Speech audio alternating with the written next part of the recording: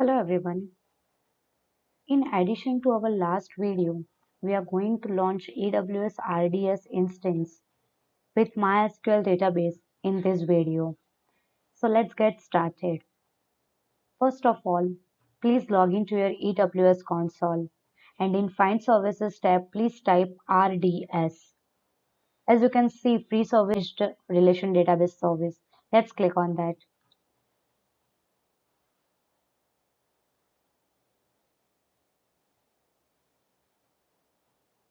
For this video, I am going to use Ohio region. You can choose a region that is nearest to your location. Now let's click on DB instances. This video is going to support on AWS free tier. So RDS that we are going to make will be in the free tier entirely. Let's click on create database. Click on standard create or easy create. In easy create, AWS recommended best practices are the pre-configured options. So it is easy for you to set up.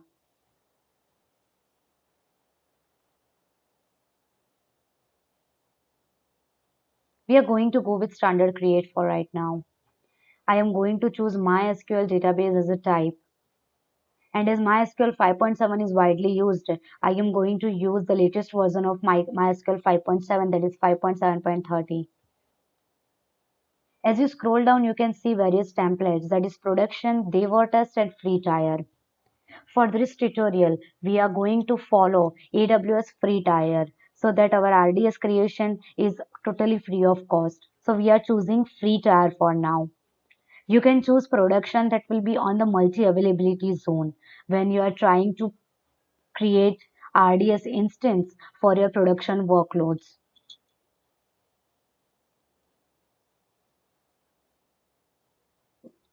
Name DB instance identifier.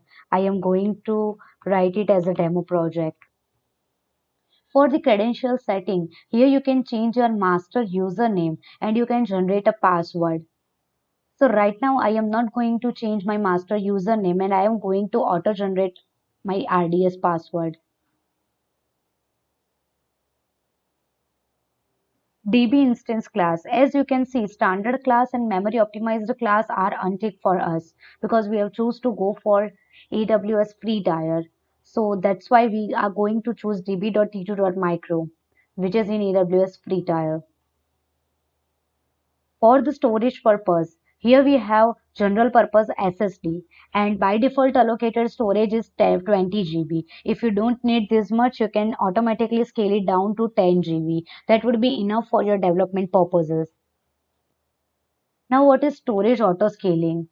So in database operations, if your database's storage gets full, then you might be in the trouble at a long run. So AWS has provided storage autoscaling option where if you apply that storage autoscaling is on till 1000 GB, then whenever storage is less than 5 GB, you will be auto incremented for the storage. Availability and durability. When you are going for production instance, you can turn on multi-availability zone deployment, but for the free tier, it is not needed. Now comes the connectivity part. So we have not created any new VPC till now. So we are going to use default VPC. And in that additional configuration is subnet group. So for EC2 creation, we have chosen default subnet. For this also, we are going with default subnet. Now what is public accessibility? So public accessibility means your database can be connected out of VPC or not. Database is always going to be secure. You need to make it fully secure so that no one can get into your data or can steal your data. So that's why it is recommended that public accessibility is always no for your instance. If you are in the same VPC, your EC2 instance is the same VPC as RDS, then they can access it. But otherwise, you cannot access this database instance from anywhere else. We are going to choose existing VPC security group and availability zone preference is US to East 2A. as we have also choose this for EC2 instance. By default, database port for MySQL is 3306. So we are going to go for the same. For database authentication, AWS provides password authentication as well as IAM database authentication. In the IAM database authentication, you can get AWS IAM credentials, and those same credentials can be used to authenticate in your database. For now, we are going to go with password authentication. As an additional configuration, you can initialize your database name. I am not going to do it for now. Parameter group is going to be default. Now, what is parameter group in AWS RDS? As you are aware, database might have various options for the database operations, like how many max connections can be there, how many max RAM is available to your RDS instance, and stuffs like that. So for that, we are going to choose default parameter group for now. Later on this video, we are going to see what we can change in this DB parameter group. For the backup, we are going to enable automatic backups. So AWS takes daily one backup of our database. So our database backup operations are secured with AWS. Default backup retention period is 7 days. You can keep it 0 days for no backup, and you can keep maximum 35 days of backup. Right now we are going to go with 10 days of backup. For backup window, you can select your preferences, like at what time you want your database to take backup, at what time you want AWS to take backup. If not, you can just select no preference and AWS will choose a time itself. You can enable enhanced monitoring. Now, enhanced monitoring is where you can see details of your RDS logs, but we are not going to enable it for now. In the log export part, you can export your error log, general log, slow query log, and audit log. Now, what does audit log contains? Audit log contains your logs that are when someone logged into your database, when server is logged into database, when any operation related to the connection has happened. Error log has MySQL error logs.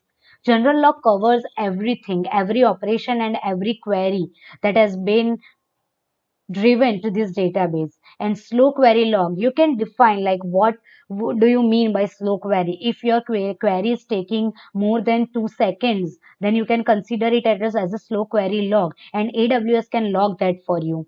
Every of these logs are published to CloudWatch logs. We should keep auto miner version upgrade on,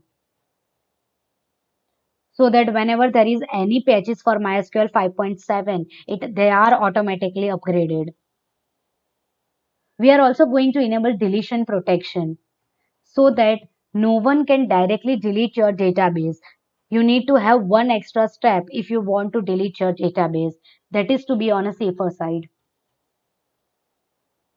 Now let's go and create our database.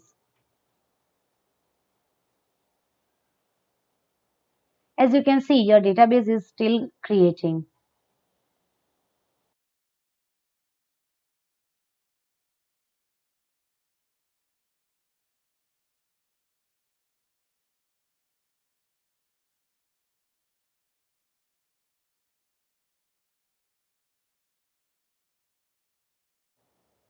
Now our RDS instance is fully created.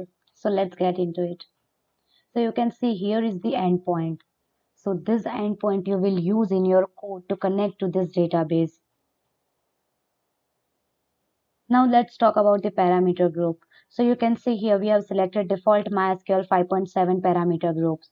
So these are the parameters which you can change with that. So we have right now attached a default parameter group. But if you need to change any values, you need to create one more parameter group from this, and then you can change value accordingly. For an example, parameter which is query timing. So for the long query timing, we can set the value.